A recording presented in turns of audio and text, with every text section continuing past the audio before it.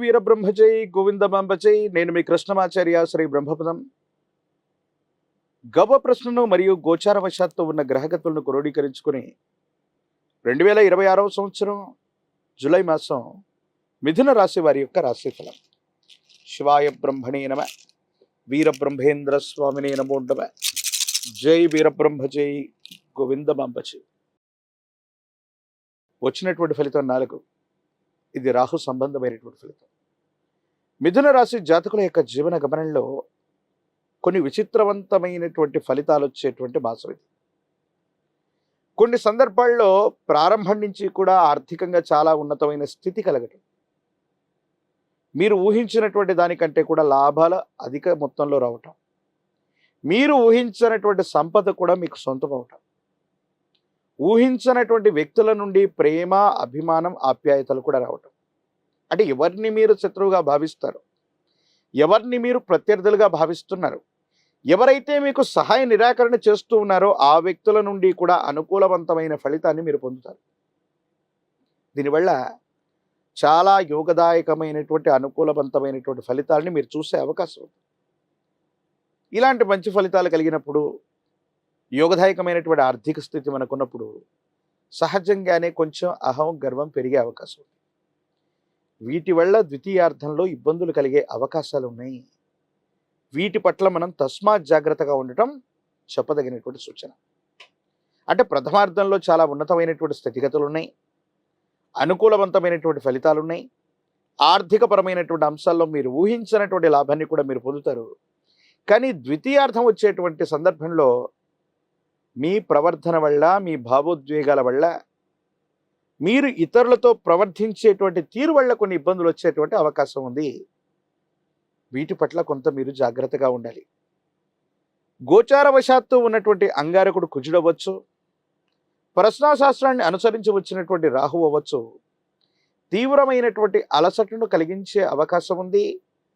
విరామం, విశ్రాంతి లేకుండా ఆలోచించటం, ప్రయాణం చేయటం, పని ఒత్తిడి కారణంగా తీవ్రమైనటువంటి మానసికమైనటువంటి ఒత్తిడి, అలసట కలగటం, వేగంగా నడవటం, పరిగెత్తటం లేదా సెల్ఫ్ డ్రైవింగ్ విషయంలో ప్రమాదాలు జరిగే అవకాశం ఉంది.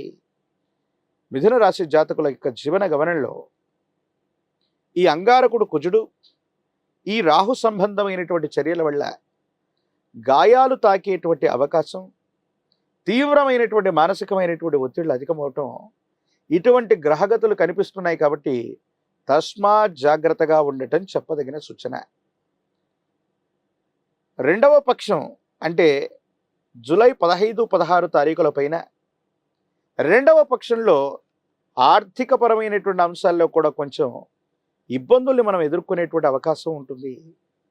అంటే మీకు వచ్చేటువంటి ధనం మంద గమనంలో ఉండటం, ఖర్చులు మాత్రం వేగవంతం అవటం. అంటే మీరు సెటిల్ చేయవలసినటువంటి ఖర్చులు వేగవంతంగా వస్తూ ఉంటాయి, కానీ మీకు రావలసినటువంటి ఇన్ఫ్లో ధనం విషయంలో మాత్రం కొంచెం ఆందోళన ఏర్పడేటువంటి అవకాశం ఉంది. కొన్ని విషయాల్లో జీవిత భాగస్వామితో అపోహలు, అపార్థాలు, అపనిందలు తొలగించుకోవడానికి ప్రేమపూర్వకమైనటువంటి వాతావరణంలో దంపతులు ఇద్దరూ కూడా కూర్చొని అనుకూలవంతమైనటువంటి ప్రయోజనాల కోసం మీరు ఆలోచించాలి. మీరు ఆలోచిస్తుంది మీకోసం కాదు, మీ గర్భవాసాన జనించిన సంతతి, వారికి సంబంధించిన భవిష్యత్తు, కుటుంబం, మీకు సంబంధించిన పరువు ప్రతిష్టలు. జీవిత భాగస్వామి ఎన్నో రకాలుగా మీకు అనుకూలవంతంగా ఉంటూ ఉంటారు, కానీ మీకు మాత్రం ప్రతికూలంగా అర్థమవుతూ ఉంటారు. అంటే అర్థం ఏంటంటే వాళ్ళు మీ వైపుగా వస్తూ ఉన్నప్పటికీ గతంలో జరిగినటువంటి కొన్ని సంఘటనల వల్ల వీళ్ళని మనం విశ్వసించాలా, విశ్వసించకూడదా, మళ్ళీ పొరపాటు చేస్తున్నారేమో, నాకు చెప్పేటువంటి అంశాల్లో అవాస్తవాలు అధికంగా ఉన్నాయేమోనని మీకు మీరుగా పొరపాటు పడేటువంటి అవకాశం ఉంది. పెద్దలు చెప్తూ ఉంటారు, ఏ అంశాన్ని కూడా తెగే వరకు లాగకూడదని. భార్యాభర్తల అంశంలో కూడా ఇదే వర్తిస్తుంది. జీవిత భాగస్వామి మరింత దగ్గరవుతూ ఉన్నటువంటి సందర్భంలో వాళ్ళు చెబుతూ ఉన్నటువంటి అంశాలకి మీరు తలూపండి. వాళ్ళు చెబుతున్నటువంటి అంశాలని మీరు అర్థం చేసుకోవడానికి ప్రయత్నం చేయండి. వాళ్లకు సమయాన్ని ఇచ్చేటువంటి ప్రయత్నం చేయండి. దాంపత్య జీవితం మరింత అన్యోన్యవంతంగా మారేటువంటి అవకాశం తప్పనిసరిగా ఉంది. ఆర్థికపరమైనటువంటి ప్రయోజనాల్లో కొన్ని రుణ బాధలు అవ్వచ్చు, కొన్ని విషయాల్లో మానసిక ఒత్తిడి అవ్వచ్చు, మిమ్మల్ని ఇబ్బంది పెట్టేటువంటి అవకాశం ఉంటుంది. దీని పట్ల కొంత మీరు ఆందోళన పడతారు. ఏం చేయాలో అర్థం కానటువంటి స్థితిగతుల్లో జీవితం ఉంటుంది. ప్రథమార్థమేమో ఊహించిన దానికంటే ధనం అధికమవుతుంది.